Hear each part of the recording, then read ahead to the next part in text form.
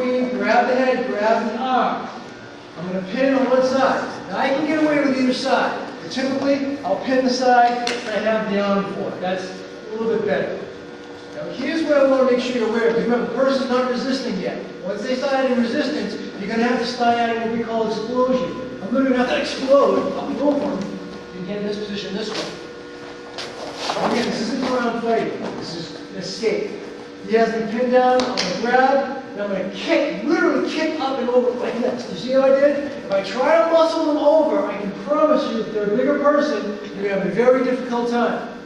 I'm going to pin, and I'm going to launch over this way. Again, he's going to lock me up with the guard. Now, those of you that have seen this before, I want to see you reach up behind you, break the guard, hand on the knee, hand on the shoulder, and push yourself up onto your feet. If that's brand new for you, don't worry. We're going to have to make sure you get it. One more time. Person has me pinned. I reach up and around, I grab the arm. In this case, I'm going to do my left. And if you've got this down already, you've seen it before, do it the other side. Always know both sides.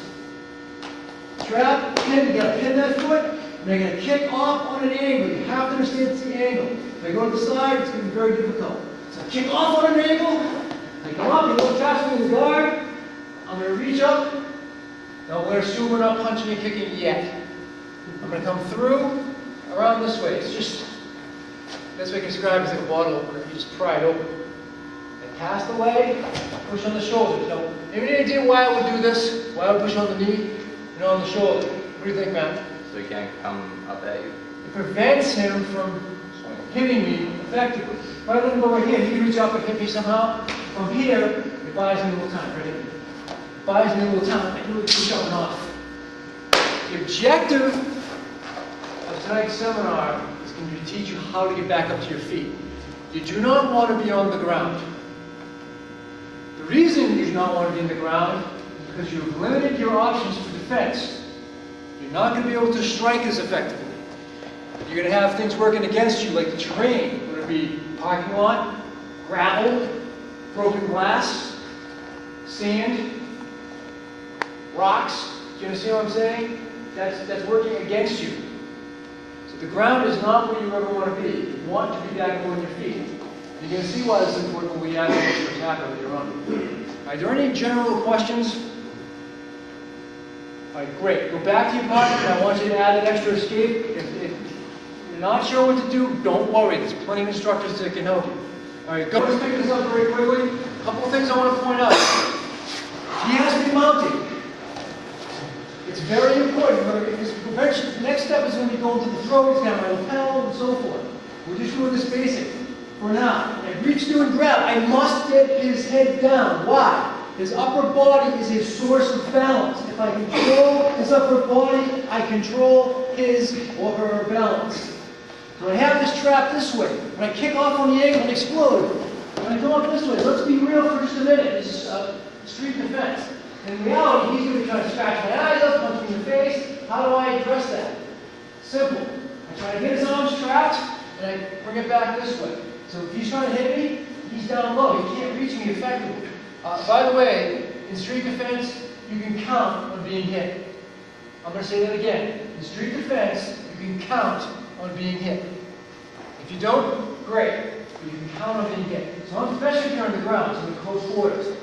If he presses on against his own body, you can try to put it on. It takes a little bit of effort, doesn't it? To try to hit him. All it takes is a little press. His left hand, in this case, isn't going to do much. I'm way out of range. Remember, I'm trying to get back on my feet. I'm not trying to score points in the submission.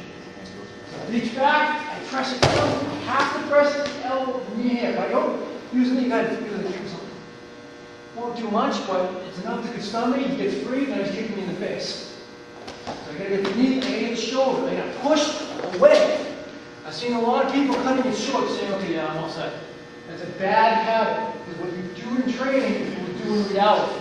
If I'm in this position, I just gotta say, okay, I'm all set. I will do that, and now I'm vulnerable. So add to that and push away. At this point, I want you to try to add a little more resistance.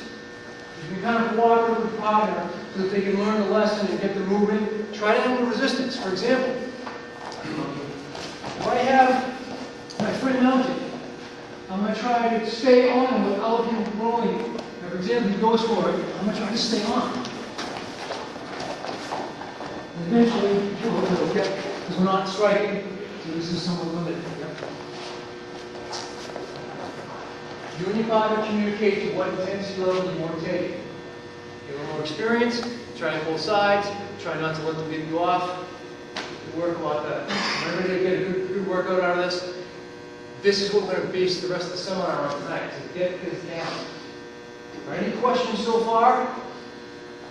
Very good. Back to your groups, get started right away.